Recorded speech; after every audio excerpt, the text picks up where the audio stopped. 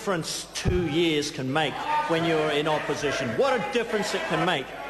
And one of the differences it can make is a catastrophic, catatonic loss of collective memory on the part of the opposition. It's almost as if, Mr. Speaker, Y2K, having missed its original date with destiny on the 1st of January 2000, found its way into Fraser House, the Labour Party headquarters in Willis Street, Wellington, and wiped the entire C drive of the Labour Party clean. So, on this issue of rents, of price increases, of real wages, we have heard a tsunami of twaddle in the last 2 weeks as they reel from their collective memory loss. I mean, it's not as if, Mr. Speaker, 2008 is ancient history. Dan Carter in 2008 was still the world's best first 5/8. He's the world's best first 5/8 today. Babies born in 2008 are still learning to walk and talk. Mr. Speaker, I have 2 mokapuna to prove it.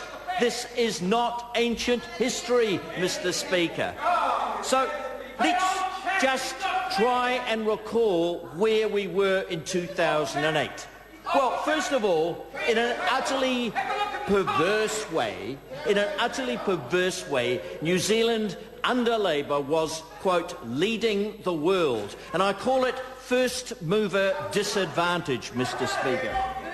Because under Labour, New Zealand had achieved the remarkable feat of being the only developed country in recession before the Lehman Brothers crisis sparked the global financial crisis. But that's not enough. No. On this issue of prices, which is what the debate has been about in the last few weeks, we had inflation running at 5.1%. But no. All of this, Mr. Speaker, has been utterly forgotten. Even as we have 1.5 inflation, 1.5%, less than 1/3 the level of inflation on their last year, New Zealand under Labour's watch. Now, we've seen in the last couple of weeks, associated with a tsunami of twaddle, a lurch to the left. Well, is it a lurch to the left? It's a lurch to the left rhetorically. But is it a lurch substantively? Well, nobody knows. As we watch these members butcher their way through various media interviews, as they try and explain where they now stand as opposed to their record in government, we have to ask, what is this about? Well, I think it's very clear, Mr. Speaker, what this is about. There's a very simple fact, and that is we have a by-election coming up in Mana.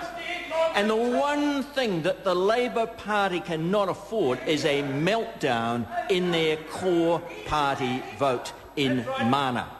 So this rhetorical lurch to the left, while I'm sure it makes their core party faithful feel happy, it's very difficult for the rest of New Zealand to work out what is rubbish and where the future thinking of the Labour Party is moving. In all this, there are 4 central realities.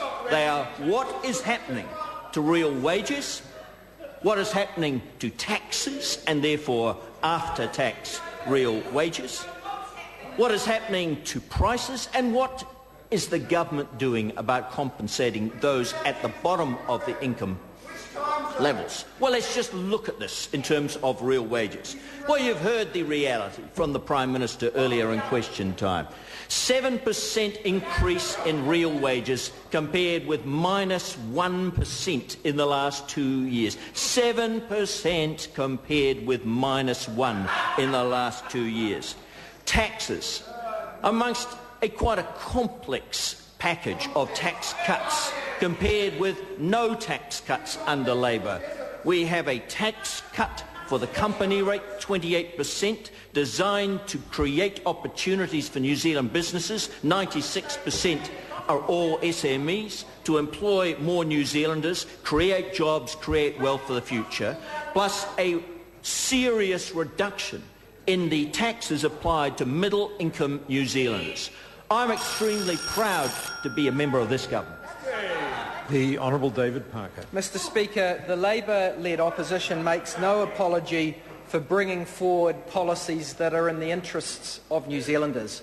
And we make that promise to New Zealanders. That's what Phil Goff did in the weekend. He showed to New Zealanders that he is willing to take decisions that are in the interests of all New Zealanders, and New Zealanders are starting to see that. They're contrasting that with income tax cuts under the government that the last Speaker was trying to defend, 40% of which go to the top 10% of income earners and 70% of which go to the top one-third. That's the sort of unfairness that Labour stands against. Mr Speaker, I want to talk about what's changed. What's changed is substantial change in the world since the global financial crisis.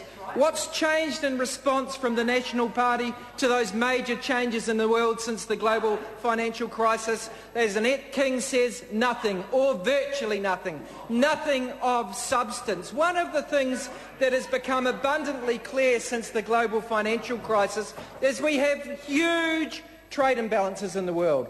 We have China, Germany and a few other countries running enormous trade surpluses. We have countries that have got an enormous amount of spare cash, and then we've got other Western countries like New Zealand, like various countries in Europe, like the United States running big deficits. And our assets, if they are not properly controlled for the interests of New Zealanders, are at risk of being sold to those overseas interests in a way that would undermine New Zealand's productive base. And that's why Labour says that the current paradigm is wrong. The existing discretions for the Minister of Land Information to turn down land purchases are very large. I know because I was the Prime Minister. And I actually admit that I had the discretion to turn down more than I did. I was the Minister.